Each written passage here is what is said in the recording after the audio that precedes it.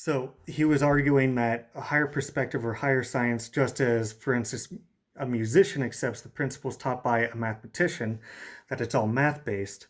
Uh, you know, I also have to just accept that because that's certainly my weakest point scholarly is mathematics.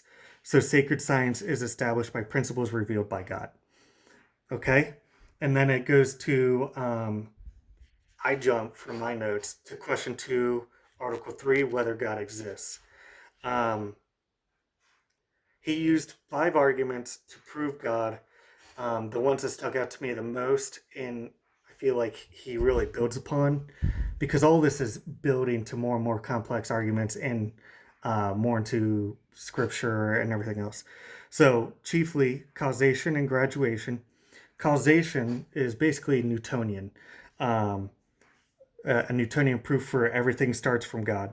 Graduation is a sum of all the good characteristics in the world, and those are proofs of a higher power, God.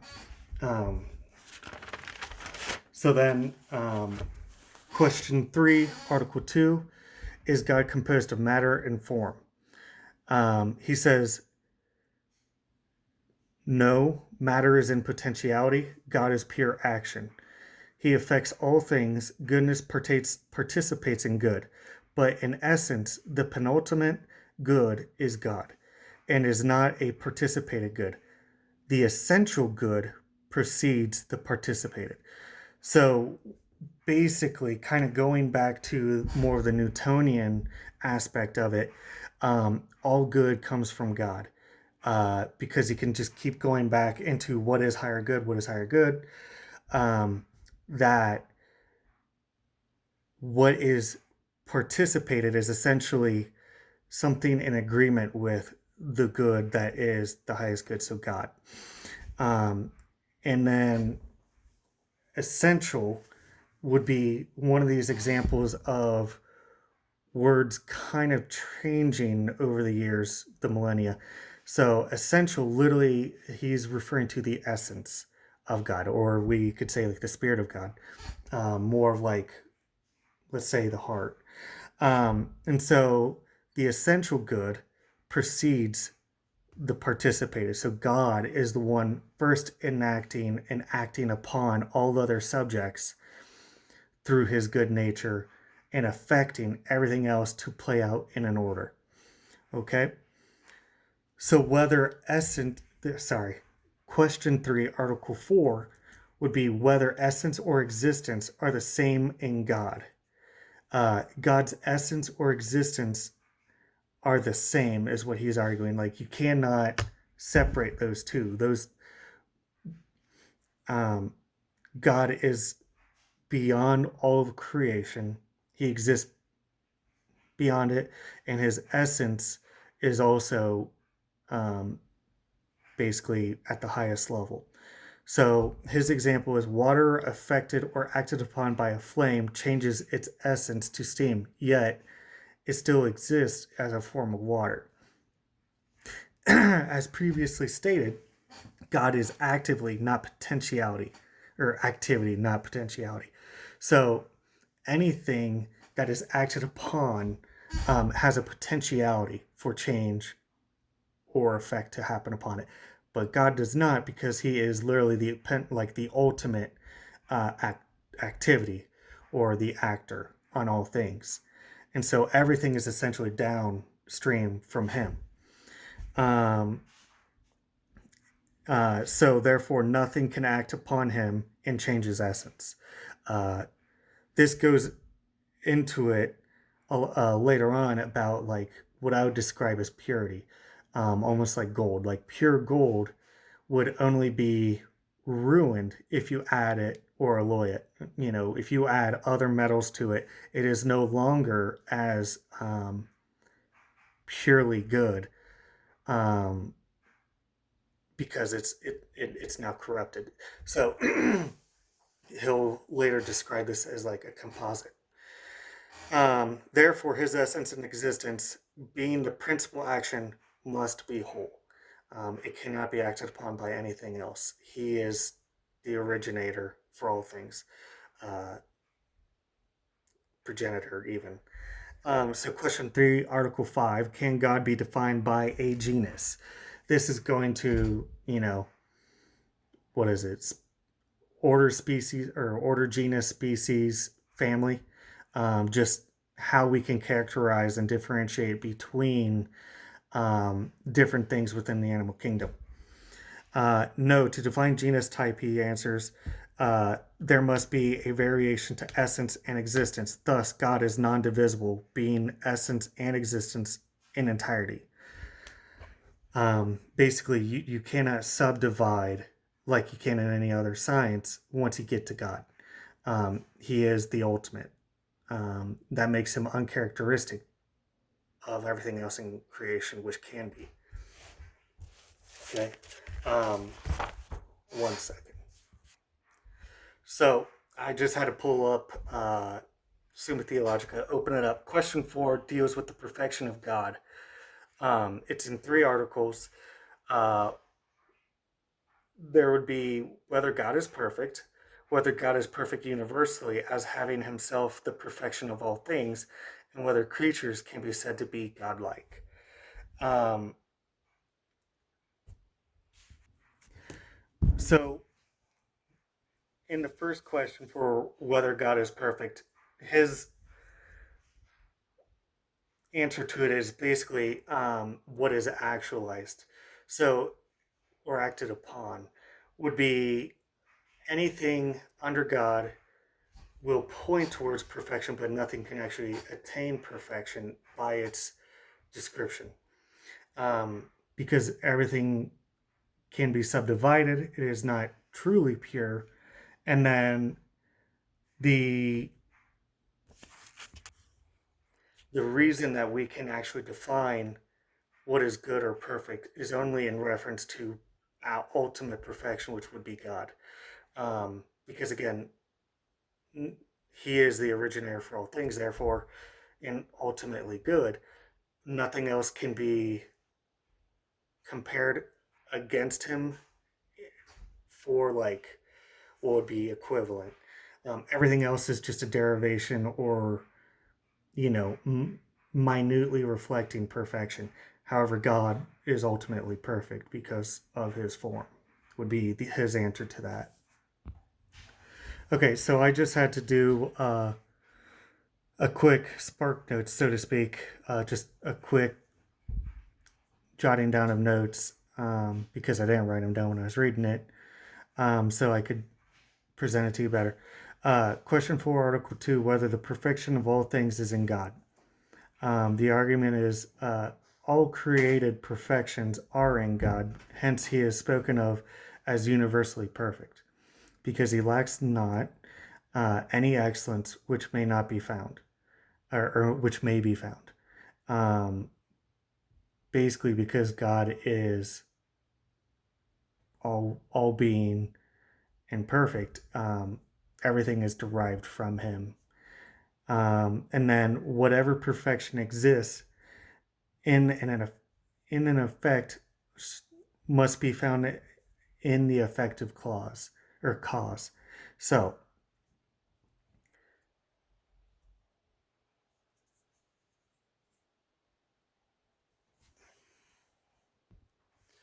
going back to God being the one to enact upon the entire universe of all creation, um, it's all taking place in him through his own perfection. And then as you witness it, it's all because of him causing it. Um, and then you have a second point of God is subsistent and needs nothing. Therefore, it all preexists in him. Because anything else in creation is reliant upon his control and then also his order to be brought in so that everything is in proper effect. And then I go to question 5 of goodness in general. There are a series of questions about it, like whether goodness and being are the same, And what he gets into with that is that in form, something can exist, but what is qualitative of it would be its measure of goodness. So, an absence of good, we could say evil would be an absence of all the goodness that it should normally have. Now, in form, for instance, an animal or a human will have some goodness because it is in its correct image. We would say, like, for instance, we're made in the image of God. But then when it comes to its essence, or let's just say our character, we would be we could be denoted as being more or less good based on how much we reflect the ultimate goodness that is derived from God in following out the order which is set forth. Um, when humanity had the original sin, um, we acted our own self-interest, and that came to harm us all. Therefore, we were out of order, and then everything basically in our lives is a measure of basically, you know, a skew to the left or right of whether you are acting in the order of which you were supposed to. Um, because the less you rebel, we would say, against the order, would be um, pure. Because all purity or perfection is, again, derived from God. You would be closer to that perfection if you sinned less and you behaved in every aspect of your life properly. Um, and so there's a qualitative element of all of these things where for a being, again, in its physical characteristics, could be lesser or better good. For instance, um, being born with limbs missing or something like that would be less good, not because of the quality of the person, but because their form is being expressed um, in a form that was not what God intended, obviously. You know, that's obviously a tragedy for anyone. And then um, going to your essence, because God can be defined as his being and his essence, his existence and his essence. Um, we, again, would just have to be characterized by how much we reflect the original plan.